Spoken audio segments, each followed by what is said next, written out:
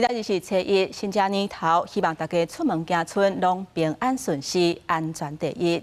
那先赶紧来关心台北市今仔日发生一件意外，再去一台游览车雄雄驶正向去撞到挡红灯的奥多拜甲客运，拢总有3个人受伤。目前知影，这个游览车的司机伊无食酒驶车，伊讲事当时因为身体无爽快，才会致使事故发生。也那详细的原因，也要调查。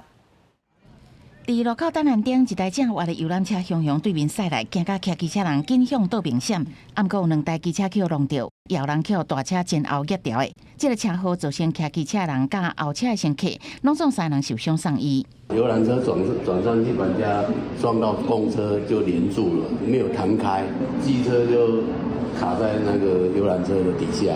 重回事故现场伫台北中山区，雕塑的游览车车头严重毁损，挡风玻璃破去。将为初一早起11点外，载7个人的韩国旅行团，伫台湾耍4天3暝，旅程最后一天为中山北路要正我的民族东路，雄雄冲去对向，去弄到等红灯的机车，佮弄到为家人开来台北的客运。游览车内韩国籍的旅客无人受伤，客运内2个乘客嘛平安，敢若客运驾驶小可崴着。 自身是身体不适，导致逆向行驶，总共有3个人，机车骑士有3个人受伤，目前都是意识清楚，没有生命的危险。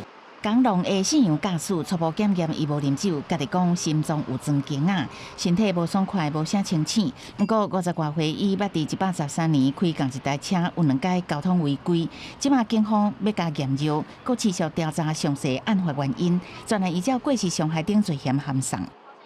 车上有2位乘客，那2位乘客都没有什么状况伤势，后来就自行离去了。会跟对方游览车就是求偿我们车辆的车损。破弄到的国道客运慢马嘛受损，玻璃必甲变低度盲形。业者回应后续会协助警方查清楚详细的责任，佮对调事公司来求偿。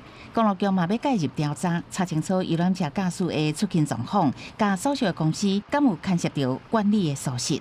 记者采访报道。